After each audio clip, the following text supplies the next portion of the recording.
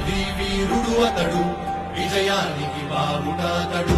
ఆవేశపు విల్లంబతడు, ఆలోచన శిఖరంబతడు. కాలవంచని యోధుడు అతడు, ఆ భయానికి బాసటాతడు. జనహితమే అభిమత